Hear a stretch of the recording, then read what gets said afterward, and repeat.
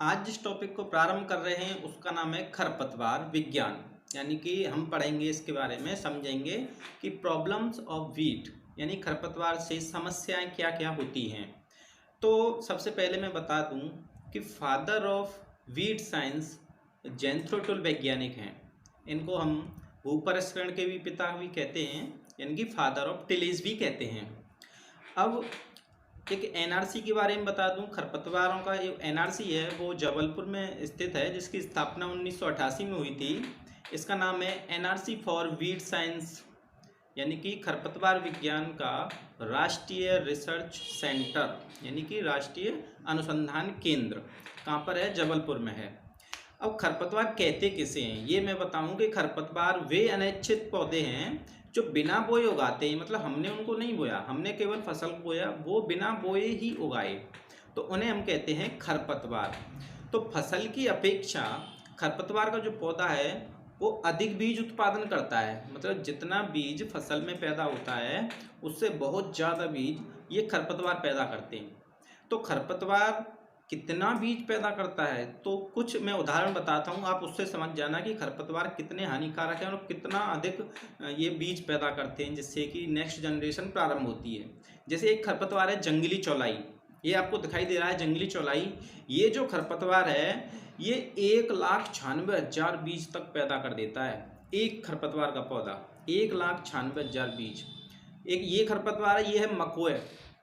ये जो मकोय खरपतवार है 1,76,000 तक बीज पैदा कर देता है। वहीं बथुआ की बात करें तो बथुआ 75,000 बीज पैदा करता है, सिर्फ एक बथुआ का पौधा। ये जो बथुआ का पौधा है ये एक बार में 75,000 बीज पैदा करता है।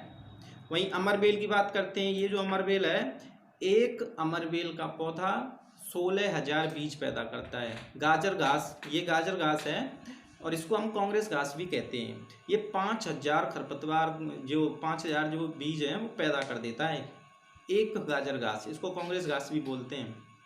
अच्छा, और क्या है? फसल की जो प्रारंभिक अवस्था होती है उसमें जो खरपतवारों के पौधे हैं ये पोषक तत्वों का अधिक अवशोषण करते हैं। यानी कि जो पोषक तत्व फसल को मिलने चाहिए थे उन पोषक तत्वों को ये खींच लेते हैं अपनी तरफ।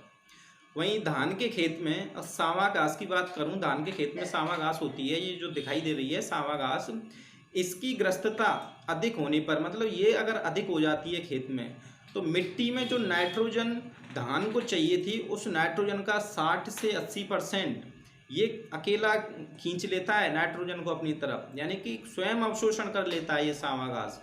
जो नाइट्रोजन धान को जानी थी उस वह नाइट्रोजन इस खरपतवार के द्वारा, सावा घास के द्वारा स्वयं अवशोषण कर ली गई।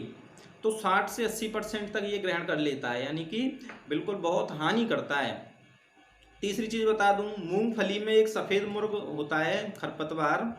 तो ये जो सफ़ेद मुर्ग खरपतवार है और जंगली चौलाई एमरैंथस बेडी, ये दोनों खरपतवार क्या करते हैं कि ये बहुत बड़े होकर के छाया उत्पन्न कर देते हैं। मतलब जो फसल बोई है उससे बड़े हो जाएंगे और वहाँ पे क्या करेंगे, छाया उत्पन्न कर देंगे। अब छाया उत्पन्न हो जाएगी तो क्या होगा कि फसल को प्रकाश की प्राप्ति नहीं होगी, तो प्रकाश प्राप्ति में बाधा उत्पन्न करते हैं। जब प्रकाश की प्राप्ति नहीं हो पाएगी तो फसल अपना जीवन चक्र पूरा नहीं कर पाएगी। तो प्रकाश की प्राप्ति में ये एक तरह से बाधा उत्पन्न करते हैं। वहीं इसके अलावा एक चीज़ और बता दूं मैं कि ये जो खरपतवार हैं जैसे ज्वार बाजरा, तो इनमें जो खरपतवार उगते हैं वो बाष्पोत्सर्जन के अनुपात को बिल्कुल कम कर देते हैं। कितना कम करते हैं? जैसे इनका जो क्रम से जो अनुपात है, ज्वार का 430 है, बाजरे का 450 है, तो इनका जो तुलनात्मक जो अनुपात है इसको कम कर देते हैं। कौन सा खरपतवार इसकी फसल में कम करता है? साइनोडोन डैक्टाइलोन। कौन सा खरपतवार कम करता है? साइनोडोन डैक्टाइलोन, जिसे दूब घास कहते हैं। यह अनुपात लगभग 813 होता है। ठीक है।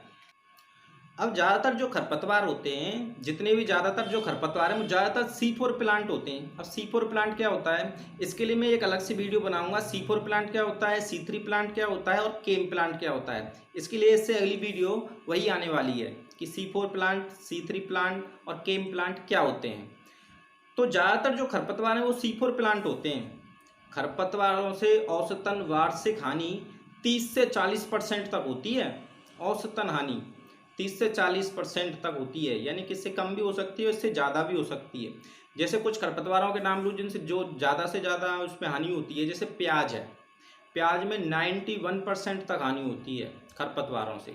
वहीं भिंडी की बात करूं तो 90% तक हानि होती है भिंडी में खरपतवारों से।